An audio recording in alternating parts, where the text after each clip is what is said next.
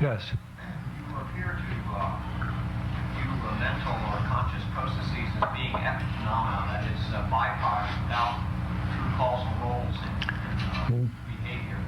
I was wondering if they're truly without a causal role in human behavior, how is it that verbal expressions and descriptions of these mental events come to be? That is, how could a powerless byproduct be able to influence our ability to speak and our ability to write?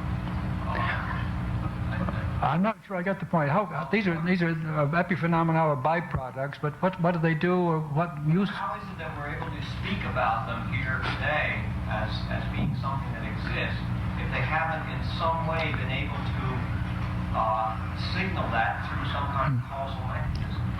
Oh no, but this would be true of any mythology. I could talk about all kinds of mythologies here today too. You see. Speak about them as if we believe in them. I don't believe in mythologies. No, you don't now, but I mean, I could be addressing an audience that does actually. The fact that people talk very seriously about haunted houses and so on doesn't mean to me that there must be haunted houses. I don't really think. I don't even think. What? You seem now to be denying that they exist altogether, rather than denying that they have a causal role. No, what I'm denying is the existence of anything non-physical. And if that's what you mean by epiphenomena, then I would deny their existence. What we feel are our own bodies, and one of the difficulties there is that we don't have very good nervous systems for doing this. I've made that point elsewhere. You see, by the time the verbal community got around to asking people, why did you do that? Why are you doing that? What are you going to do now? The only nervous systems that had evolved were those like the interoceptive nervous system concerned with internal economy, or the proprioceptive system with posture and so on, or the exteroceptive. There were no nervous systems that went to those parts of the brain that are really involved in these explanations that you'd like to be able to give. So you don't have nerves going to the right places to talk about this kind of stuff that seems to be so important. Physiologists will get there with instruments eventually, but we're not going to get there introspectively. Perhaps through a combination of introspection and physiology will get there even faster. Well, if you can demonstrate that, yes, and there are those who work on introspection in close connection with physiologists, and I have no objection to that at all. I think people working in the field of visual perception, for example, the McCulloch effect and so on, things that Dick Hell does and so on, these are done primarily because of the special information they would give a physiologist with their behavioral data, I think. At least they can be given a behavioral statement. Yes. Dr. Skinner, we're all delighted to have you here. And it is with anxiety that I ask questions. You don't see any difference, and I'm not sure I do either. Certainly, a drug will produce a feeling, as it will change the state of a body, which can then be reported by someone who describes his own body and has learned to do so. I would ask you, first of all, though, if your patient says to you, I feel depressed, should you not be rather curious as to how he and under what conditions he learned to use that word? Yes. And would you not expect that it would be taught to him at times when it was his behavior that was depressed rather than a feeling which no one else could see? I don't know which came first. What? Regardless of what he answers, I don't know which came first. Well, all right. Let's let that go. You see that the person is not doing what he doesn't pay attention to business. He sits and doesn't say anything in the conversation and so on. You say that man's depressed. He may have his head down and so on. The James Lange theory. Lange was much better than James in discussing and describing these conditions of the body which are weighed down with grief and so on. He has a lot of depression in there too. Well, all of this is the way the society teaches a person to say, I am depressed. Now, at the same time, the person feels something inside too. And possibly there can arise a condition with none of the external stuff at all, and the person will say, I am depressed. And so he comes to you and he says that, you could say, this person is telling me that his body is in a state, so far as he has any nerves going to it, associated with the conditions which have led the verbal community to teach him to use the word depressed.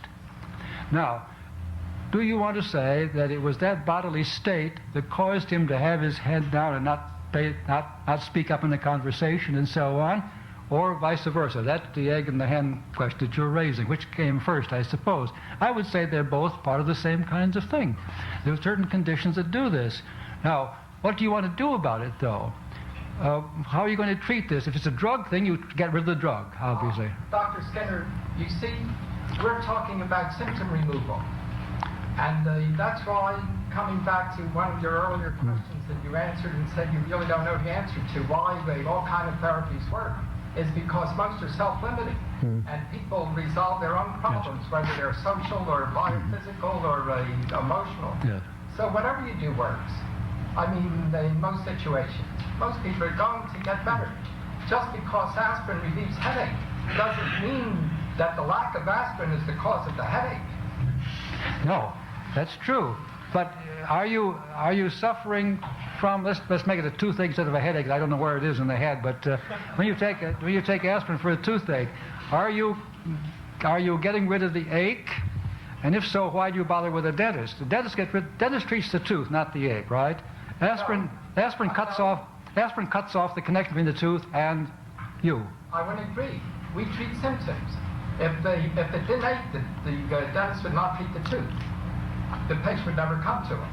So he treats the ache too, but he treats it in a different way. Well, he can do that, yes, of course. Well, then he's treating the ache just as well as the man who gives him aspirin. He's treating the way the patient feels. If the patient didn't feel bad, she wouldn't come in, or he wouldn't come in. If you would change the way the patient feels to what the patient feels, I would be very happy about that. I think we do that. Yeah. I hope that we do that, regardless what we do. Yeah. Whether we approach it from the quote behavioral viewpoint or from the psychological viewpoint, because I think it's the same, really. My only concern here is to see the role of the operant kind of behavior in these states, whereas the Wolpe kind of desensitization might deal with the feeling. Now, supposing you've got a person who's moved from one city to another, is supposedly a common source of depression. You've got a whole repertoire that works very well in one city.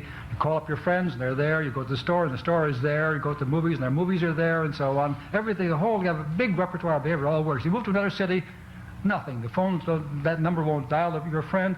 There's no store where you went before, and so on. And then you get depressed. At least it's said that this is a very common kind of depression. I don't think it may be a very important thing, though. Anyway, now what can you do? Well, could you desensitize by having a person relax and try to get rid of the feeling of depression? Or could you just build up a new repertoire of the new town, in which case the depression would disappear because the conditions which were causing it have disappeared? Which would you, I don't want to ask you to say which you prefer, but I myself would think that in that case it is the unavailability of a suitable behavior in a given environment that gives you this feeling of depression. And the solution to that is to build suitable behavior. You get this very often, kids just getting out of college.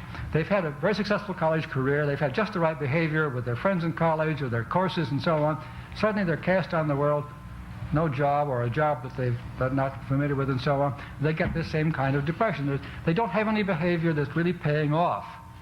Now, you can deal with that as a feeling, or you can build up behavior and help them find something that pays off until they have another repertoire which is just as good as the one they had in college, and then they're on their way.